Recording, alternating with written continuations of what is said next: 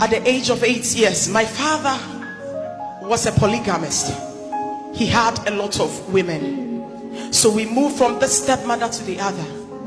And at the age of 8 years old, my stepmom said she went to church and they told her that because of her stepdaughter, she's unable to give birth. So she dropped me out of the house at the age of 8. I went to stay at the Roman Catholic Church, cleaning the church. And at the age of 10, the Roman father there raped me. I left the church with blood, crying with no help. And as I walk outside, a woman selling on the street saw me crying and took me in. The woman was living in the marketplace. It's a market in Ghana, Community 1. It's a market. No house there, nothing. And I will help the woman sell every day, and I will sleep in the marketplace. I became a kayayo. If you know who a kayayo is, I dropped from class 6. I didn't go to school again. No help. As I was carrying things for people to eat, the woman's son who was living with her also raped me at age 13.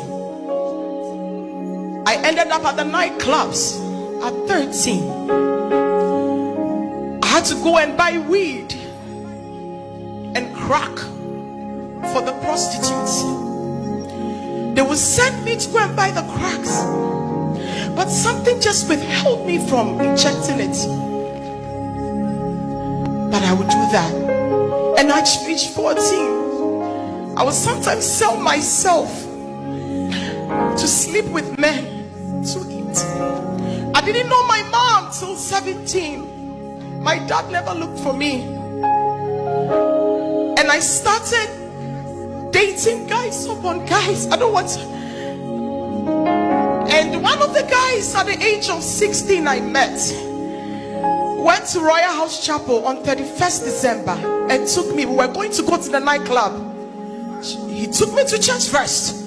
And as the man of God was preaching about rapture in heaven, I gave my life to Christ. I was the only one who went forward. And Reverend Sam Shankar looked at me and said, you will be a star and a testimony that many will look up to. I started preaching in the trotro and buses. I would preach from Kaneshi to Santa Maria and to Awoshi. And I would get down, they would give me money to eat. While I was preaching, a lady met me in the bus and said, don't you go to school? I said, no, I don't have any education background. Don't you work? I say, no, I am a marketing director for Jesus. I preach. And she said, in my company, they are looking for a salesperson. But because you are able to influence people for Christ, I will take you there. Long story short, she took me there. I was hired as a sales representative at BHC Motors, where they sell Chrysler and Jeep. Whilst I was selling there, I collided with American Embassy Consular. I served him, sold a car to him. 2 months later, he came back. He said, lady, because of your service, I want you to come and visit my country. American Embassy gave me a free diplomatic visa. I came to America with no education, but I entered into DeVry University. Listen, I dropped out from class 6 and I completed my university degree. I skipped JSS. I skipped SSS. I came to University of DeVry. I completed. I got married.